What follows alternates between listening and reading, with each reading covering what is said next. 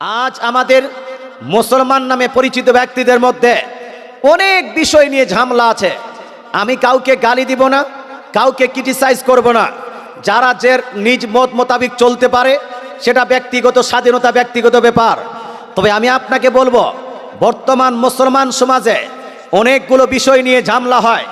এই বিষয়সমূহের মধ্যে সব থেকে মারাত্মক যেটা বিষয় সেটা হলো দোয়া নিয়ে ঝামেলা। আছে না নাই? ঝামেলা আছে না ভাই? দোয়া নিয়ে ঝামেলা। দোয়া করব কি করব না? আচ্ছা, দোয়া করব তো হাত তুলে না হাত ছেড়ে? হাত তুলে করব তো একসঙ্গে দলবদ্ধ হয়ে করব না একাকী করব? জানাজার পরে দোয়া চলবে কিনা? মাটি দেওয়ার পরে দোয়া চলবে কিনা? ফরজ নামাজের পরে দোয়া চলবে কিনা? কবর জিয়ারতের পরে দোয়া চলবে কিনা? দলবদ্ধভাবে দোয়া করা চলবে কিনা? ঝামেলা আছে না নাই? আছে। মুসলমান আপনাকে বলতে চাই, আজ কেউ দোয়া করতে চায়, একজন বাধা দে, দোয়া করার দরকার নাই। কেউ দ্বিতীয়বার দোয়া করতে চায়, বলছে জানাজাই তো দোয়া হয়ে গেল, মাটি দেওয়ার পরে দোয়া করার দরকারটা কি? জানাজার পরে দোয়া করার দরকারটা কি? কিন্তু আমি আপনাকে জিজ্ঞেস করতে চাই, আচ্ছা বলেন তো, আপনারা দোয়া করেন কার কাছে? এই ধরুন না, কার কাছে? আমরা দোয়া করি আল্লাহর কাছে। আমাদের দোয়া কবুল করেন কে? আল্লাহ। আমাদের দোয়া কবুল করেন আল্লাহ। আমরা দোয়া করি আল্লাহর কাছে। আচ্ছা, আল্লাহ তাআলা কি বলেছেন বারবার দোয়া করলে আমি কবুল করব না? বারবার দোয়া করলে আমি বিরক্ত হয়ে যাব? হে বান্দারা, তোমরা জীবনে মাত্র একবার আমার কাছে দোয়া করবে, আমি তোমার দোয়াকে কবুল করব। এই কথা আল্লাহ তাআলা বলেননি। আল্লাহ এই কথা বলেননি যে তোমরা সকালবেলা দোয়া করবে, রাত্রি দোয়া করতে পারো না, তোমরা নামাজের ভিতরে দোয়া করবে, নামাজের বাহিরে দোয়া করতে পারো না। এই কথা আল্লাহ বলেননি। বরং আল্লাহ তাআলা কি বলেছেন? আল্লাহ তাআলা বলেন সূরা মুমিন আয়াত নাম্বার 60, 60 নম্বর আয়াত। আল্লাহ তাআলা বলছেন উদউনি আস্তাজিব লাকুম। আল্লাহ বলেন, হে আমার বান্দা বান্দিরা, তোমরা আমার কাছে দোয়া করতেই থাকো, আমি আল্লাহ তোমাদের দোয়াকে গ্রহণ করতেই থাকব। জোরে বলেন সুবহানাল্লাহ। এটা জোরে সুবহানাল্লাহ। আল্লাহ তাআলা বলছেন, বান্দা, তোমাকে রাত দিনের আমি পার্টিকুলারিটি দিচ্ছি না, তোমাকে কোনো বিশেষ টাইম বেঁধে দিচ্ছি না। বান্দা, তুমি যখন যখন দোয়া করবে আমি আল্লাহ তখন তখন কবুল করব। বান্দা, তুমি যেখানে যেখানে দোয়া করবে আমি আল্লাহ সেখানে সেখানে তোমার দোয়া কবুল করব। তাহলে বলেন, আল্লাহ কি বারবার দোয়া করলে বিরক্ত হন না খুশি হন? এই কি হন বাপ? আল্লাহ খুশি হন, আল্লাহ নারাজ হন না। আল্লাহ যদি খুশি হন, এবার কোনো মৌলবি এমন কোন বক্তা যদি বলে না না বারবার দোয়া করা যাবে না, আল্লাহ বলছেন বারবার দোয়া করো, মৌলবীর কথা মেনে কোনো লাভ হবে? লাভ হবে? এই জন্য ভাই, যেখানে যেখানে দোয়া করার ইচ্ছা করবে সেখানে সেখানে দোয়া করবেন। যখন যখন বিপদে পড়বেন তখন তখন দোয়া করবেন।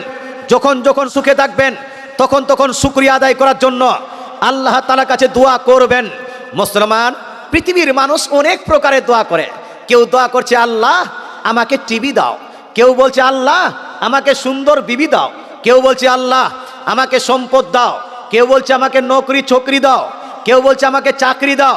মুসলমান মানুষের দোয়ার অনেকগুলো কোয়ালিটি আছে, অনেকগুলো সিস্টেম আছে, অনেক প্রকারের দোয়া আছে। কিন্তু প্রশ্ন হলো, আল্লাহ তাআলার কাছে সব থেকে প্রিয় দোয়া কোনটা? আল্লাহ তাআলার কাছে সব থেকে মনোনীত পছন্দনীয় দোয়া কোনটা? তো রাসূলে পাক সাল্লাল্লাহু তাআলা আলাইহি ওয়াসাল্লাম ইরশাদ করেন, হাদিসটি সুনান তিরমিজি দেওবন্দ থেকে ছাপানো, জিল নাম্বার 2, পেজ নাম্বার 174 এর মধ্যে লিপিবদ্ধ আছে। নবীজি বলছেন, আফজালুজ যিকরি কাউলু লা ইলাহা ইল্লাল্লাহ ওয়া আফজালুদ দুআই আলহামদুলিল্লাহ। রাসূলুল্লাহ বলছেন, শুনো, আল্লাহ তাআলার বান্দা যতগুলো জিকির করে, জিকির করি না আমরা? আলা বিযিকরিল্লাহি তাতমাইন্নুল কুলুব। দিল যদি বেচেন থাকে, দিলে যদি সন্তুষ্টি না থাকে, আপনার স্ত্রী যদি আপনাকে সুখ না দেয়, আপনার জামাই যদি আপনার বেটির উপর অত্যাচার করে, আপনার ছেলে মেয়েরা যদি আপনাকে সান্ত্বনা না দেয়, আপনার ছেলে মেয়েরা যদি আপনাকে সঠিকভাবে রেসপেক্ট সম্মান না করে, মন অসন্তুষ্ট হলে কোথায় যাব ভাই? বাজারে গিয়ে মন সন্তুষ্ট হবে, মদ পান করে মন সন্তুষ্ট হবে, জুয়া খেলে মন সন্তুষ্ট হবে, মেয়েদের সঙ্গে আড্ডা করে মন সন্তুষ্ট হবে? আল্লাহ বলছেন না না, এসব হারাম কাজ করে তোমার মন সন্তুষ্ট হবে না। তোমার মনকে যদি শান্তি দিতে চাও, মনকে যদি স্যাটিসফ্যাকশন দিতে চাও, তাহলে শুনো, আলা বিযিকরিল্লাহি তাতমাইন্নুল কুলুব, একমাত্র আল্লাহর জিকিরের মাধ্যমেই তোমার মন, তোমার হৃদয় শান্তি পাবে। জোরে বলেন সুবহানাল্লাহ। কিন্তু মুসলমান, জিকির যতগুলো করি, আল্লাহ তাআলা নবী বলছেন আফজালুজ জিকরি কাউলু লা ইলাহা ইল্লাল্লাহ। যতগুলো বান্দা জিকির করে, এই জিকির সমূহের মধ্যে সব থেকে উত্তম জিকির হলো লা ইলাহা ইল্লাল্লাহ। জোরে বলেন না, লা ইলাহা ইল্লাল্লাহ। আর সব থেকে উচ্চ দোয়া, সব থেকে ফজিলতপূর্ণ দোয়া কোনটা? তো নবীজি বলছেন ওয়া আফজালুদ দুআই কাউলু আলহামদুলিল্লাহ। আর যতগুলো বান্দা দোয়া করে, এই দোয়া সমূহের মধ্যে সব থেকে উত্তম দোয়া, আল্লাহর কাছে সব থেকে প্রিয় দোয়া হলো আলহামদুলিল্লাহ পাঠ করা। আলহামদু যত বলবেন, আল্লাহ তাআলা তত আপনাকে প্রদান করবেন। যত আলহামদুলিল্লাহ পাঠ করবেন, তত আল্লাহ তাআলা আপনাকে ধনী বানাবেন, আপনাকে সন্তুষ্ট বানাবেন, তত আপনাকে নেকি প্রদান করবেন। তাই একবার জোর সোর আল্লাহ তাআলা শুকরিয়া আদায় করার জন্য একবার আর পড়ি আলহামদুলিল্লাহ। সম্মানিত মুসলিম সমাজ, আচ্ছা, দোয়ার গল্পটা যখন করছিলাম, একটু আলোচনা করি। দোয়া তো করব, দোয়া করব কিভাবে? হাত তুলে না হাত ছেড়ে? আপনারা কি করেন? হাত তুলে করেন না? এরকম হাত তুলে দোয়া করেন। কেউ বলে না হাত ছেড়ে দোয়া করো। মুসলমান কিছু মানুষ বলছে হাত তুলে দোয়া করার দরকার নাই, হাত তুলে দোয়া করা যাবে না। আমি তাকে বললাম, ভাই, হাত তুলে দোয়া করা যাবে না, কি তো কি পা তুলে দোয়া করা যাবে? হ্যাঁ, মুসলমান আপনাকে বলতে চাই, বাপের কাছে চাই হাত তুলে, মার কাছে চাই হাত তুলে, মেয়েরা স্বামীর কাছে চায় হাত বাড়িয়ে। আর যখন আমরা আল্লাহ তাআলার কাছে চাইবো, আল্লাহ তাআলার কাছে দোয়া করব, তো হাত তুলবো না? তুলবো না? হাত তুলতে হবে না? হবে না?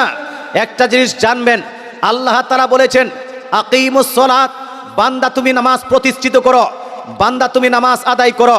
নামাজের নির্দেশ দিয়েছেন কে? আল্লাহ। নামাজের নির্দেশ দিয়েছেন আল্লাহ, কিন্তু নামাজ কিভাবে পড়ব, নামাজের পদ্ধতি কি, রুকু কিভাবে করব, তাসবিহ কিভাবে পড়ব, এই নিয়ম পদ্ধতি শিখিয়েছেন কে? রাসূলুল্লাহ। নিয়ম শিখিয়েছেন কে?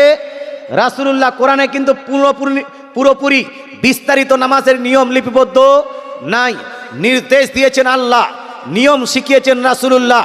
আল্লাহ বলেন আতুজ যাকাত, বান্দা তুমি যাকাত প্রদান করো, নির্দেশ দিলেন আল্লাহ। যাকাত কোন মালের দিব, কোন সম্পদে দিব, কতটুকু দিব, এর নিয়ম পদ্ধতি বাতিয়েছেন কে? রাসূলুল্লাহ।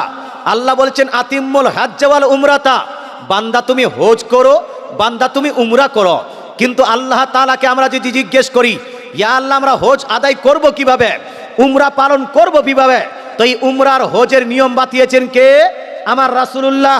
আল্লাহ তাআলা বলছেন আতিম্মুস সিয়াম, বান্দা তুমি রমজান মাসের রোজাকে পূর্ণ করো। রমজান মাসের রোজা পূর্ণ করার নির্দেশ দিলেন আল্লাহ, কিন্তু এই রমজান মাসের নিয়ম, রমজান মাসের রোজা পূর্ণ করার পদ্ধতি শিখিয়েছেন কে? রাসূলুল্লাহ। এই আয়াতগুলো থেকে কি বোঝা গেল? বোঝা গেল এই যে নির্দেশ চলবে আল্লাহর, আর নিয়ম চলবে কার? জানেন না, নির্দেশ চলবে আল্লাহর আর নিয়ম চলবে রাসূলুল্লাহর। জোরে বলেন সুবহানাল্লাহ।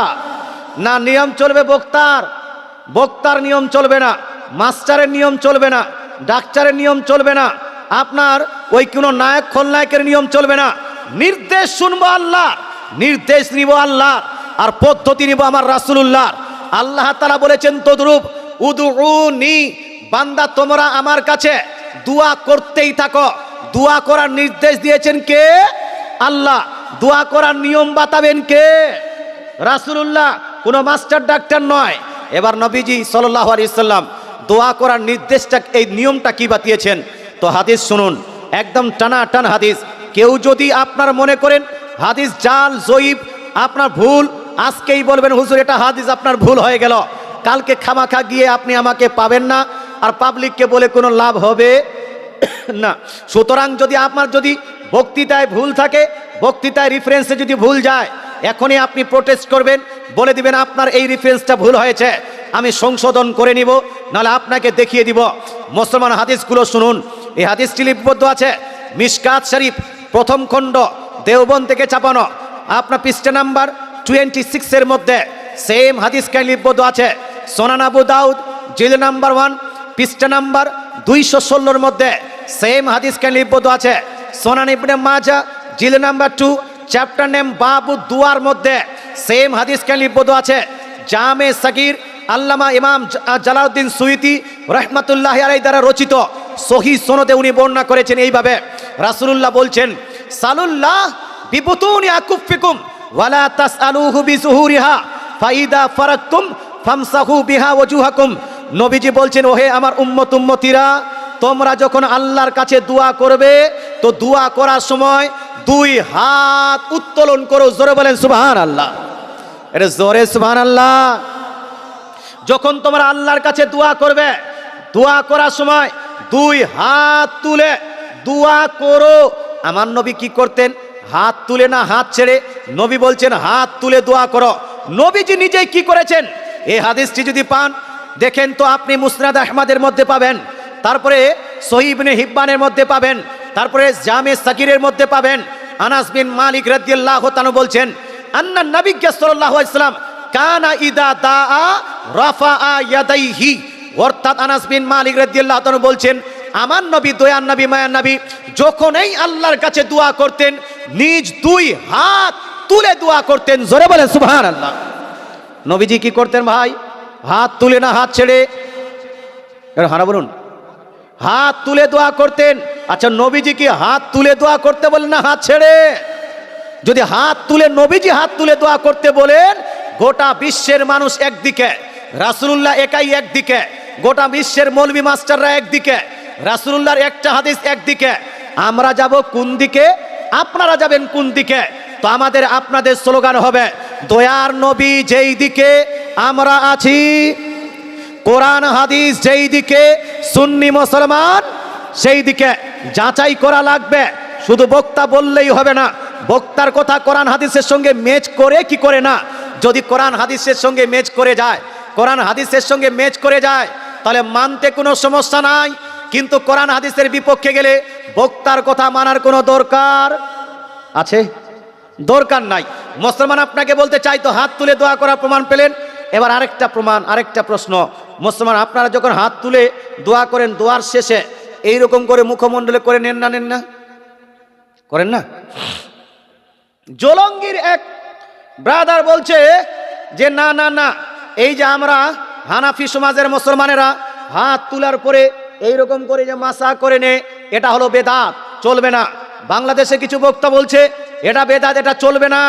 আমি বলবো ভাই, বেদাত না সুন্নত, এটা আমরা কি আজকের বক্তার কাছে শুনবো না নবীর হাদিস থেকে দেখবো? কোনটা ভাই? এই হাদিস দেখার দরকার আছে কি নাই? আচ্ছা, আমি কি কাউকে গালি দিচ্ছি বাপ? হাদিস শুনতে রাজি আছেন তো? যারা যারা রাজি আছেন তারা একটু হাত তুলে বলুন তো, ইয়া রাসূলুল্লাহ, মাশাআল্লাহ, সুবহানাল্লাহ। শুনেন, মুসলমান আপনাকে বলতে চাই, সে জলঙ্গির হোক, মুর্শিদাবাদ হোক অথবা দক্ষিণ দিনাজপুরের, যদি কোনো বক্তা বলে দুয়ার শেষে এইরকম মুখমণ্ডলে মাসা করা বা বুলানো যাবে না, আমরা সেই বক্তাকে সাপোর্ট করব না। কেন করব না? তার কারণটা হলো, আমার রাসূলুল্লাহ সাল্লাল্লাহু তাআলা আলাইহি ওয়াসাল্লাম আজ থেকে প্রায় 1500 বছর পূর্বে ইরশাদ করে গেছেন। হাদিসটা দেখেন, হাদিসটি লিপিবদ্ধ আছে সুনান আবু দাউদ জিলদ নাম্বার 1 পেজ নাম্বার 216 মধ্যে সেম হাদিস লিপিবদ্ধ আছে। মিশকাত শরীফ প্রথম খণ্ড পৃষ্ঠা নাম্বার 26 মধ্যে সেম হাদিস লিপিবদ্ধ আছে। সুনান ইবনে মাজাহ জিলদ নাম্বার 2 পেজ আপনার চ্যাপ্টার নেম বাবু দুয়ার মধ্যে এবং জামে সাগীরের মধ্যে 4খানা হাদিসের কিতাবের রেফারেন্স দিলাম। এই হাদিসগুলোর মধ্যে রাসূলুল্লাহ বলছেন, সালুল্লাহ বিবুতুনি আকুফিকুম ওয়ালা তাসআলুহু বিজুহুরিহা। হে আমার উম্মতিরা, তোমরা যখন আল্লাহর কাছে দোয়া করবে দুই হাত এইরকম করে দোয়া করো যে হাতের তালুটা যেন ভিতর দিকে থাকে। ওয়ালা তাসআলুহু বিজুহুরিহা, আর এইরকম উল্টো করে দোয়া করো না। ফাইদা ফারাকতুম ফামসাহু বিহা ওয়াজুহাকুম, আর যখন তোমরা দোয়াকে সমাপ্ত করবে, দোয়া শেষ করবে, ফামসাহু বিহা ওয়াজুহাকুম, তো এই উত্তোলিত হাত দিয়ে নিজের মুখমণ্ডলকে বুলিয়ে নিবে, নিজের মুখমণ্ডলকে মাসা করে নিবে। জোরে বলেন না সুবহানাল্লাহ। এটা রাসূলুল্লাহর নির্দেশ, দোয়ার শেষে নিজের মুখমণ্ডল বুলিয়ে নাও। মুসলমান আরেকটা হাদিস দেখাই। আচ্ছা, নবীজি নিজেই যখন দোয়া করতেন দুয়ার শেষে এইরকম মাসা করতেন না জানার দরকার আছে না ভাই? হ্যাঁ, কেউ যদি বিদাত বলে কারো বলার কারণে বিদাত হয়ে যাবে হবে? আপনারা নবীজির নাম শুনে এরকম করে আঙ্গুল চুম্বন করেন? হ্যাঁ, কিছু মানুষ হয়তো করে, কিছু মানুষ হয়তো করে না। যারা করে না তাদেরকে আমি গালি দিতে যাব না, তাদের ব্যক্তিগত ব্যাপার, করবে কি করবে না সেটা তাদের ব্যাপার।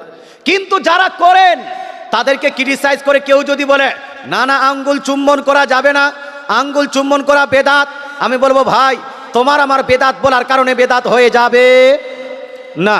অ্যাকচুয়াল যদি হাদিসে না থাকে, প্রমাণে না থাকে, তাহলে বেদাত হবে। কিন্তু ভাই আপনাকে একটু আঙ্গুল চুম্বন করার বর্ণনাটা দিয়ে দিই, তারপরে এই যে নবীজি মাসা করেছেন কিনা সেটা আলোচনা করি। দেওবন্দে একটি বড় কেতাব, ফাতোয়ার কেতাব আছে, যেই কেতাবের নাম হলো ফাতোয়ায়ে শামী। দেওবন্দি ওলামায়ে কেরামও পড়ে, বেরেলি ওলামায়ে কেরামও পড়ে, সুন্নিরাও পড়ে, আর ফুরফুরারাও পড়ে। সবাই কিন্তু এই ফাতোয়ার কেতাবটি গ্রহণযোগ্য মনে করে। সব থেকে গ্রহণযোগ্য ফাতোয়ার কেতাব সেটা হলো ফাতোয়ায়ে শামী। কোন কেতাব?